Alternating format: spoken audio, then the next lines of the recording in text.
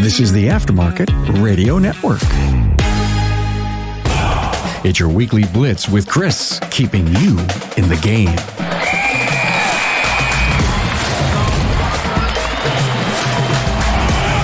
Hey everybody, I hope your day's starting out well and you're ready to make it yours. I know I am. Coach Chris Cotton here from AutoFix-Auto Shop Coaching, where we work hard to support your auto repair shop success. As you get into today's episode, you may know someone in your network who can benefit from today's topic. So please take time to share personally or through your social network. Or if you just want to talk, feel free to get with me at chris@autofixsos.com. Let's get started with episode 61. Leadership Gold, the toughest person to lead is yourself. So before we get started, though, I wanted to ask, how's the previous week going? Or how did it go? I should say. You know, one of the things I talked about or asked about was the mentoring section. So how did it go mentoring others? During that mentoring process, or if you didn't do the mentoring part and just did the other exercises, what did you learn about yourself? I hope the week went well and I hope you learned quite a bit. But the next thing for us is chapter 2. Okay, so we're going to get into this and we're going to talk leadership gold. The toughest person to lead is you. If I'm honest with myself, I admit that the toughest person to lead is myself. When you talk about most people don't need to worry about the competition, right? Other people aren't the reason they lose. If they don't win, it's because they disqualify themselves. That's as true for leaders as it is for anyone else. They are often their own worst enemies, right? And why is that? And I will tell you, I can be it's kind of a strange situation, right? I can be my own worst critic, but I'm also the person that will let myself off the hook. And so that's kind of what we're going to get into today. If you're your own worst critic, stop letting yourself off the hook and start holding yourself accountable, okay? Why are we our own worst enemies? And it goes right into that topic I was just talking about. We don't see ourselves as we see others. Human nature seems to endow us with the ability to look at other people in the world and size them up, but it doesn't allow us to do that to ourselves, or it's really, really hard to. You can get there, but it's a hard process. If you don't look at yourself realistically, then you'll never understand where your personal difficulties lie. And if you can't see them, then you won't be able to lead yourself effectively. Number 2, we're harder on others than we are on ourselves. Most people use 2 different sets of criteria for judging themselves versus others. Typically, we tend to judge others according to their actions, and it's very cut and dried. But when we judge ourselves by our intentions. So even if we do the wrong thing, if we believe our motives were good, we let ourselves off the hook. And we say, oh, it's okay because. And as such, we're often willing to do that over and over before requiring ourselves to change. And I don't know if the right thing to say is allowing yourself to change, holding yourself accountable to change. There's several different ways you could look at that. And so what are the keys to leading yourself? The truth is that in order to be successful in any endeavor, we need to learn how to get out of our own way. That's as true for leaders as it is for anyone else. And in this Leadership Gold book, Maxwell talks about 3 ways. Actually, there's more than 3 ways. There's a couple of different ways in order to allow yourself and or hold yourself accountable to being a better leader and leading yourself. The first one is to learn followership. And they start off with a quote from a bishop, Bishop Sheen, I think it is. So civilization is always in danger when those who have never learned to obey are given the right to command. And what that means is if you've never followed anybody, how can you lead somebody? Only a leader who's followed well knows how to lead others well, typically. Good leadership requires an understanding of the world that followers live in. And connecting with your people becomes possible because you have walked in their shoes. You know where they come from. There's a saying that you're from the people, not of the people. And I might have still got that backwards. It means you are those, or you have been those that you're trying to lead. You also know what it means to be under authority, and you have a better sense of how authority should be exercised. In contrast, leaders who have never followed well or submitted to authority tend to be prideful, unrealistic, rigid, and autocratic. If any of those last four words, I'm going to read them again: prideful, unrealistic, rigid, and autocratic. If those words describe your leadership, you need to do some soul searching. Okay. Number 2 is develop self-discipline. Individually, when we're talking about leading ourselves, each of us is a monarch of our own life. We're responsible for ruling our own actions and decisions. In order to make consistently good decisions or to take the right action when needed and to refrain from the wrong actions requires character and self-discipline. To do otherwise is to lose control of ourselves or to do or say things we regret. Also to miss opportunities we're given or to spend ourselves into debt. Spending yourselves into debt and not holding yourselves accountable financially is a huge lack of self-discipline. A lot of times I get shop owners who are in trouble. They know they're in trouble, but they don't know why. It can come down to margins and profits and things like that. But typically what happens, it's because they've got their business finances and their personal finances commingled, and they're spending way more on themselves than one, what they should be, or two, that they even know. A lot of times when we go through the exercise of having somebody write down all their personal bills that they take out of the business, they're typically shocked. And it's usually double or more what they think they're spending. But because they've got a card, Monopoly money, they flip it out there and they don't really know. Number 3, practice patience. Leaders tend to be impatient. And this is me, right? This is if I'm thinking about one of the ways I can improve as a leader, it's the whole patience thing. Like I come up with some great ideas, but then I don't ever follow them through. Or I follow some things through or get halfway through. For me, I'm a hunter, I'm not even going to say gatherer. I like the thrill of the chase. I like to make the kill and I like to move on. Like I don't even want to eat what I killed. I just want to get it and move on. And so because of such, I'm always looking ahead, thinking ahead, and want to move ahead. And this is probably, again, my greatest area of opportunity. In leaders, that can be good. Being one step ahead makes you a leader. However, it can be bad. Being 50 steps ahead could make you a martyr.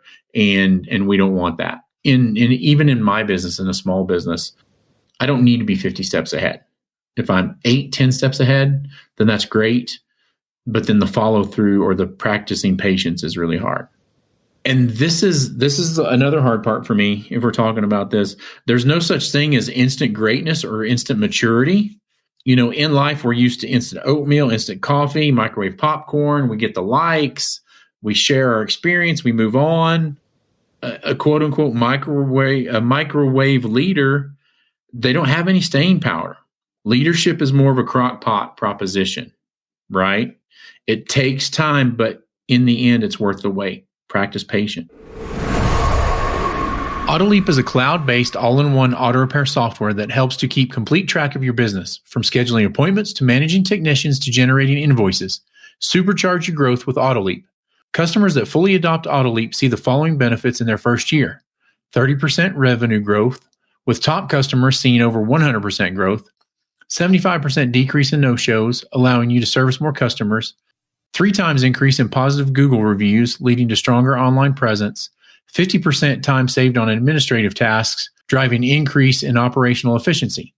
Do it all with AutoLeap. Key features and functions include estimates, invoices, scheduling, Google reviews, inspections, communication, QuickBooks, reporting. Get in touch with AutoLeap to see how you can transform your auto repair shop. For a limited time, if you schedule a demo, sign up with AutoLeap and they will waive the $250 implementation fee. Leaders need to remember that the point of leading is not to cross the finish line first. It's to bring all the people that are with you on the journey across the finish line with you. And for that reason, leaders must deliberately slow their pace and stay connected to their people. You have to enlist others to help fulfill your vision and keep people going. And you can't do that if you're running too far ahead of your people. And in some of the other ones that I've talked about, EOS and Traction, there's a thing called organizational whiplash. Like if the owner's out front and they're whipping left to right, everybody's whipping with them or the leader, but they're always behind. So there's always this lag and it just gets frustrating for the people on the journey with you. Number 4, seek accountability. People who lead themselves know the secret. They can't trust themselves. Good leaders know that power can be seductive, and they understand their own fallibility. To be a leader and deny this is to put yourself in danger. Think about early accountability. That's one of the things that I want to talk about is early accountability. It seems like a lot of my time lately has been spent with talking to shop owners about holding employees accountable. But really, we're at the end stages of we're holding them accountable now so that when we fire them, everybody sees that we held them accountable, and then we have a great record of that. Shop owners, business owners do really bad at holding people accountable because it's not fun, but it has to be done. That's what you're there for. When I do a shop visit and I just cold call a shop and go in, I ask, and maybe this is the wrong thing, but this is how I feel. I walk through the door, introduce myself, and says, okay, where's the adult supervision? Maybe that sends the wrong message. Maybe I should stop that. But really, there has to be a supervisor there, an adult supervisor that can hold people accountable. Typically, that's one of the things that we hear during exit interviews is the leadership, the ownership of the business is not holding other people's accountable. I don't want you to hold me accountable, but I want you to hold everybody else accountable, and I want to see that you're doing that. I want you to think about holding people accountable earlier in the process. And a great way to do that, we'll talk about it again here in a minute, is if you're having the weekly conversations with your employees, asking them how they're doing, tell them what they're doing great at, what they're not doing so good, their areas of opportunity. That's the accountability for it. And it's built in every week. And if you do that all the time and get in the habit of it, it's hard. The first couple of ones are awkward and it sucks, but it will get better and it will make a huge change or shift in your business. If we're talking about culture, that's one of the best things you can do. And that's back in the notebook technique episode. That's where that comes out. So back to accountability. Lack of accountability in our personal life will certainly lead to problems in our public life. There's a Chinese proverb that says, when you see a good man, think of emulating him. And when you see a bad man, examine your heart. Many people feel that accountability is a willingness to explain your actions. And just like what I just said, I believe that effective accountability begins way before we take actions. And it starts with getting advice from others and giving, getting, asking. And just like we talked about stages in the last chapter, we're going to talk about stages again. For leaders especially, the accountability develops in stages. Number 1, we don't want advice. Number 2, we don't object to advice. Number 3, we welcome advice. Number 4, we actively seek advice. And number 5, we often follow the advice given to us. And I need you to remember that because here in a minute, we're going to talk about our application exercises. And I'm going to ask you to get out and get some outside scoring for yourself. And so make sure that if you need to rewind and listen to that real quick, then go ahead. The willingness to seek and accept advice is a great indicator of accountability. If you seek it early before you take action, you'll be less likely to get off track. Most wrong actions come about because people are not being held accountable early enough. Again, we're talking about ourselves, but this is also the same thing for your employees in your business. Hold them accountable. Oftentimes I get phone calls from shop owners. Hey, Chris, this says this in the handbook. Everybody's supposed to be doing it, but I've got one employee that doesn't do it. And I ask them, okay, so what does that look like? When was the last time you talked to him about it? Well, I've never brought it to his attention. Well, how many times have they done it? Oh, 8 or 10 times. So the behavior's been happening 8 or 10 times, and just now we're looking to correct it. It's way too late in the stage. You have to be the person in charge and leading from the front and holding people accountable early. Okay. So if we're talking about leading yourself well, that means that you hold yourself to a higher standard of accountability than others do. Leadership is a trust, not a right. And for that reason, we have to fix ourselves earlier than others may be required to fix it. We always have to seek to do what's right, no matter how high we rise or how powerful we become. So you need to be able to hold yourself accountable, be the no BS person, right? And if your employees are not creating the culture you want and are not living the culture, it's usually because you let it get that way. If you hold them accountable early, stuff like that won't happen. You have to be ready, willing, and able to die on the sword, right? Like you have to send somebody home early, send somebody home without pay, counsel them, ask them what they did right, ask them what they did wrong. Everybody's in fear that their technicians are going to leave. If you're that shop living in fear that your technicians are going to leave and you're not going to hold them accountable and just let them do what they want, then I say you don't have much of a business to begin with. So the former chairman of IBM, his name was Thomas J. Watson, said, "Nothing so conclusively proves a man's ability to lead others as what he does from day to day to lead himself." So think about that for a minute. The smallest crowd you'll ever lead is you, but it's also the most important one. If you do that well, then you'll earn the right to lead even bigger crowds. So that takes us to the end of the chapter and the application exercises. There's 3 exercises. Number 1 is a question: how clearly do you see yourself? In order to get a more objective look at yourself, review your performance from the last year, list all of your major goals and objectives, and then mark each one as achieved or not achieved. Now, after you make that list, scrub it so it doesn't have any personal identification on it, and then take that to somebody you know and respect and tell them you're evaluating a candidate for a job and show them the list. Ask them what they think based on the candidate's achievements and failures. How does that person's evaluation jibe with your own? And so one of the things we have to be able to take feedback and criticism ourselves, not just always give it. Okay. Number 2, where do you need to grow? In each of the following areas, do you most need to grow in the self-discipline, the followership, or patience? What new task or practice can you take on to develop those things? Maybe you should set a recreational goal that will require at least a year's worth of work. And that could be your patience. Maybe it's, we talk about weight loss, getting yourself better, mental fitness, things like that. If you want to lose 40 pounds, then set a goal 6 months from now, a year from now, and start working towards that. Achieving that will put you on the path towards learning the patience side up. If you're the instant gratification person and you're always rushing out to do this or that, or instead of waiting, you rush out to buy things, maybe that puts your finances in a bind. What if you don't do that and you put off buying something you've wanted for a long time? That's self-discipline. If you can get up every day and be like, hey, I want this thing. I maybe not have the money, or maybe I do, but instead of the instant gratification, you put it off. That's self-discipline. And maybe you should offer to do a task for another leader or somebody that you find difficult to follow. Maybe there's a mentor that you really want to learn something from them, but it's tough. It's like a strained relationship.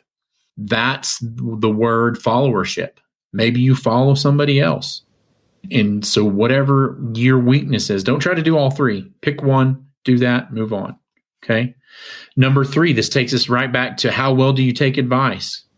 Ask some friends, colleagues, family members to evaluate you using the levels that we talked about earlier in the chapter. Remember, I said we're going to come back to this. So we're going to number these 1 to 5, top to bottom.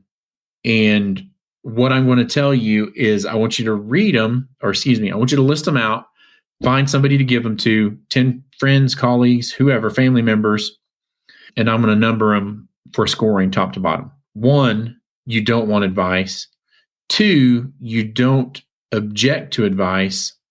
3, you welcome advice. 4, you actively seek advice. 5, you often follow the advice given to you. And so that was it, number 1 through 5. And what you're going to do is you're going to tally all those up and average their scores. And so if your average is below a 4, you need to improve in that area. Begin enlisting others in your information gathering process before you make decisions. And so here's the big one. If you want to know the truth bomb, take that list and give it to your spouse and see how they rate you and see what's what. But remember, we're supposed to be working more on seeking advice from others, holding yourself accountable. So it's not about them and what they told you. It's about you and how you receive it. To conclude, we're going to talk about our mentoring moment here for just a second. But for you listeners, A lot of my clients are actively doing this, the notebook technique or eating the elephant. For those of you that aren't my clients or don't know what I'm talking about, you can go back and listen to that episode. What I want you to do is either way. If you're not doing it, start. And if you're already doing the notebook technique, then we need to add this in. I need you to have a conversation with each of the people you mentor, and that's what you're doing. You're mentoring your employees, explaining how they're doing it when it comes to leading themselves. Ask them, how do they feel they're doing leading themselves? And provide them specific examples to illustrate your point of view. But then when we do that, we need to give them a path forward or help them grow. So after we've done that, then we need to assist them who need to grow in the area by giving them assignments that will help them show initiative and become more responsible. And then after that, you're going to meet with them every week, whenever, meet with them, periodically to provide accountability in that area. This is all about moving the team forward, but this one's mainly been about yourself. But if you're able to teach others, then you'll be able to master it. Maxwell has the areas of training that he talks about in some of his other courses, classes, and teachings. One is, I'm going to show you how to do it. We're going to pattern how to do it. Two is, I'm going to watch you do it with some additional instruction and coaching and feedback from me. The third one is, I'm going to watch you do it on your own.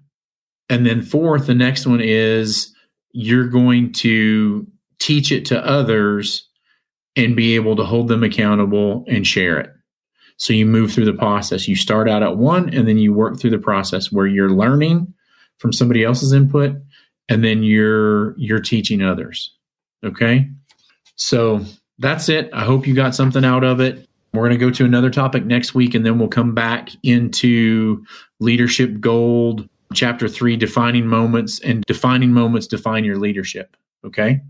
This has been Coach Chris Cotton from AutoFix-Auto Shop Coaching. If you find yourself struggling in your auto repair business or have a feeling like you don't know what you don't know, but you're eager to learn and grow your business, then please feel free to reach out to me, Chris at AutoFixSOS.com, or give me a call, 940-400-1008. Time to get out and rise and grind, everybody. Have a great day.